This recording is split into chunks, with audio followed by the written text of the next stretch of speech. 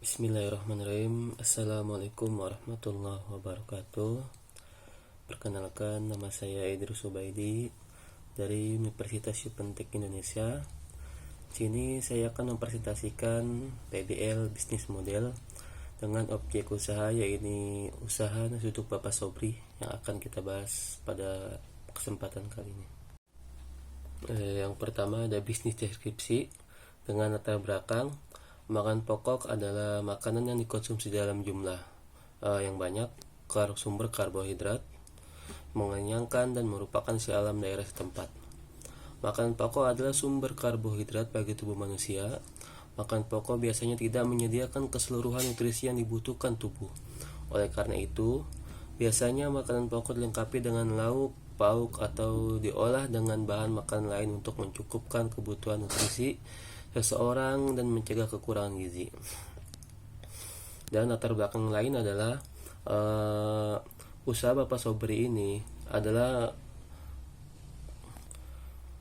usaha yang dijalankan karena beliau terkena PHK pekerjaan pada tahun 2020, sedangkan beliau adalah seorang kepala keluarga yang harus menghidupi 2 orang anak. Lalu beliau memutuskan untuk membuka usaha nasi uduk ini untuk menyambung hidup dan untuk membesarkan kedua anaknya. Selanjutnya, analisa desain thinking, merencanakan bisnis. Nasi uduk adalah nama sejenis makanan terbuat dari bahan dasar nasi putih yang diaron dan dikukus dengan santan dari kelapa yang diparut, serta dibumbui dengan pala, kayu manis, jahe, dan daun serai dan merica. Nasi uduk merupakan makanan tradisional Indonesia, di mana hampir seluruh wilayah Indonesia selalu ada. Masyarakat Indonesia lebih memilih untuk mengkonsumsi nasi uduk untuk sebagai makanan dibandingkan oleh olahan nasi yang lain. Dikarenakan bila dibandingkan dengan rasa, nasi uduk memiliki rasa yang lebih asin dibandingkan dengan nasi biasa. Selanjutnya, analisa Porter's Five Forces. Pada analisa ini ada yang pertama ada kekuatan pemasok atau power of supplier, kedua ada kekuatan pembeli atau power of buyers, yang ketiga ada ancaman pengganti atau threats of substitutes, yang keempat ada ancaman pendatang baru yaitu threat of new entrants, yang kelima ada rivalitas antar kompetitor, rivalry among competition. Yang pertama ada kekuatan pemasok atau power of supplier. Bahan-bahan yang disuplai oleh para pemasok kepada warung oleh supplier yaitu sebagai berikut. Yang pertama ada beras, air santan, bumbu dapur, tahu dan tempe, bihun dan kerupuk, serta terigu dan sayuran. Dari keenam bahan yang dipasok tersebut, yang mempunyai pengaruh dalam total produksi bisnis nasi uduk yaitu beras dan bumbu dapur.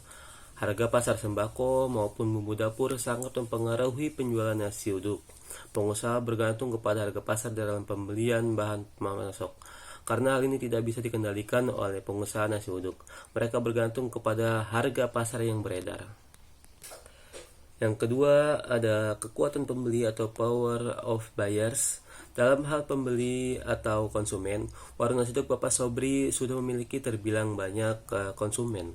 Dengan peningkatan pelayanan serta mempertahankan cita rasa yang cocok untuk masyarakat, hal itu membuat warung tersebut memiliki nilai tambah, sehingga yang awalnya konsumen bisa menjadi pelanggan dengan konsistensi kualitas pelayanan dan cita rasa yang disuguhkan.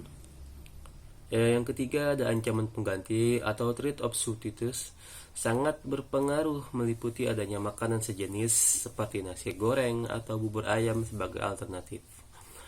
Penilaian keunggulan nasi uduk dibandingkan dengan produk pengganti.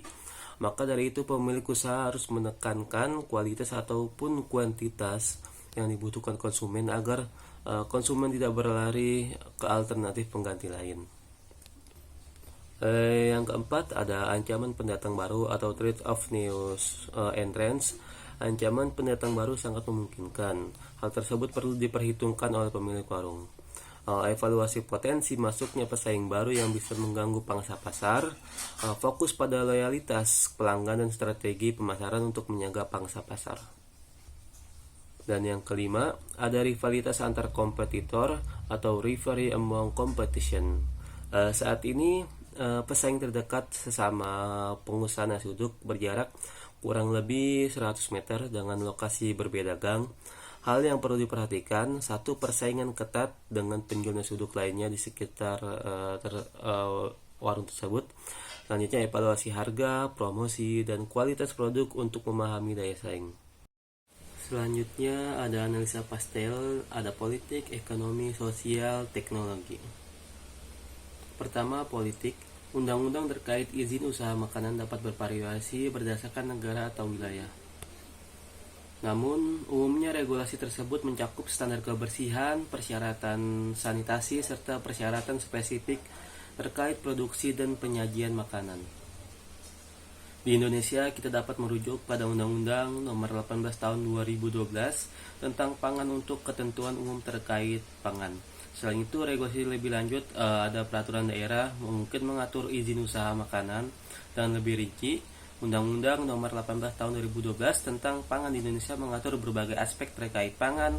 Beberapa poin penting dalam undang-undang itu mencakup hak asasi manusia, kedaulatan pangan, keamanan pangan, pemerintahan pangan, serta penyuluhan dan edukasi. Selanjutnya, lingkungan ekonomi. Secara ekonomi, fluktuasi harga bahan baku seperti beras dan minyak dapat mempengaruhi biaya produksi nasi uduk. Faktor ekonomi dapat mencakup inflasi yang dapat mempengaruhi biaya produksi dan harga jual nasi uduk. Selanjutnya, lingkungan sosial. Dari segi sosial, tren makanan sehat atau permintaan makanan cepat saji dapat mempengaruhi preferensi pelanggan. Tren gaya hidup dan pola makan masyarakat dapat berpengaruh pada popularitas nasi uduk. Misalnya, peningkatan kesadaran akan pola makan sehat atau preferensi terhadap makan tradisional dapat mempengaruhi permintaan juga. Keberlanjutan dan aspek sosial lainnya seperti dukungan terhadap usaha lokal atau kepedulian terhadap lingkungan dapat memainkan peran dalam citra dan penerimaan nasi uduk di pasar. Selanjutnya, teknologi. Dalam konteks teknologi, penerapan sistem pemesanan online, penggunaan teknologi dapur yang canggih, atau bahkan kehadiran dalam platform pengantaran makanan online dapat meningkatkan efisiensi operasional dan jangkauan pasar. Selain itu, inovasi dalam cara memasak atau mengemas nasi uduk juga dapat membedakan usaha tersebut di pasar yang kompetitif. Selanjutnya ada analisa value chain. Value chain usaha nasi uduk melibatkan beberapa tahap, mulai dari pengadaan bahan baku hingga penyajian kepada pelanggan. Jadi dari awal kita menyediakan bahan baku, memasak, serta menyiapkan untuk pelanggan sampai pelanggan membeli, itu termasuk analisa value chain. Dan deskripsi diagram value chain secara sederhana. Satu, pengadaan bahan baku. Yang kedua, proses produksi. Yang ketiga, pemasaran. Yang keempat, distribusi. Yang kelima, pelayanan pelanggan. Yang keenam, manajemen operasional. Yang ketujuh, inovasi produk. Yang kedelapan, keberlanjutan dan etika bisnis. Selanjutnya ada bisnis model dan operation. Ada visi dan misi. Apa visi warung tersebut? Visi warung tersebut adalah menjadi warung nasi uduk yang hangat dan merakyat, menjadi bagian tak terpisahkan dari momen-momen berharga keluarga dan teman-teman, menghadirkan kelezatan nasi uduk dalam suasana yang ramah, sederhana, dan penuh keakraban, menciptakan kenangan indah bagi setiap pelanggan. Lalu apa misinya yang dijalankan untuk tercapai visi tersebut? Misinya yang pertama adalah keunggulan rasa dan konsistensi. Yang kedua, pelayanan pelanggan yang luar biasa. Yang ketiga, keberlanjutan dan kesadaran lingkungan. Yang keempat, inovasi produk berkelanjutan. Yang kelima, kemitraan lokal dan dukungan ekonomi. Yang keenam, pengembangan karir dan lingkungan kerja positif. Dan yang terakhir, tanggung jawab sosial perusahaan. Jadi misi tersebut yang dijalankan agar visi yang sudah ditetapkan dapat terlaksana atau tercapai. Selanjutnya ada nilai yang dibangun oleh warung nasi uduk Bapak Sobri yang dijadikan sebagai suatu nilai dalam budaya masyarakat, yaitu visioner, integritas, dan profesional yang disingkat dengan VIP. Selanjutnya goal atau tujuan warung nasi uduk Bapak Sobri terfokus pada 3 tahun pertama. Tahun pertama ada pengenalan brand, pencapaian kepuasan pelanggan, dan stabilitas operasional. Lalu untuk tahun kedua ada ekspansi menu dan diversifikasi, yang kedua pengembangan kemitraan lokal, dan ketiga peningkatan pemasaran. Dan untuk tahun yang ketiga ada skalabilitas dan efisiensi, ada ekspansi geografis dan peningkatan keberlanjutan. Selanjutnya ada sasaran, ada keuangan, pelanggan, proses internal, dan pembelajaran dan pertumbuhan. Yang pertama keuangan, peningkatan pendapatan, pengaturan biaya personal. Selanjutnya pelanggan, peningkatan pelanggan, peningkatan kepuasan, peningkatan loyalitas, dan pendekatan pelanggan. Yang ketiga ada proses bisnis internal, ada peningkatan pelayanan, menjaga cita rasa produk dan pemilihan baku. Selanjutnya pembelajaran dan pertumbuhan, ada peningkatan kompetensi pemasaran, peningkatan sikap dan kerjasama, peningkatan komponen layanan, serta peningkatan pengetahuan dan keterampilan.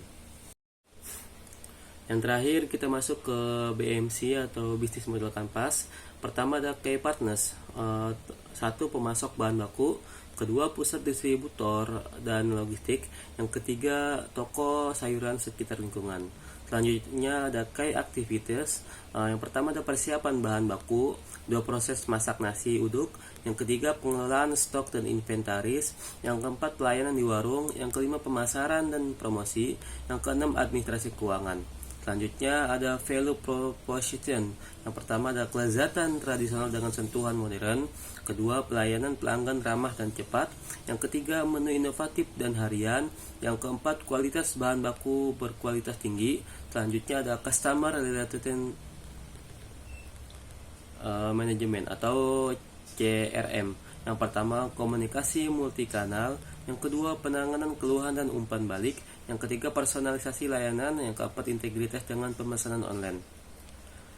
Selanjutnya, customer segment. Ada yang pertama ada masyarakat lokal, yang kedua umum, ketiga pasar online, keempat penggemar kuliner tradisional. Selanjutnya ada key resources. Yang pertama ada warung, kedua peralatan masak, ketiga sistem pemesanan online, keempat customer, dan kelima mitra.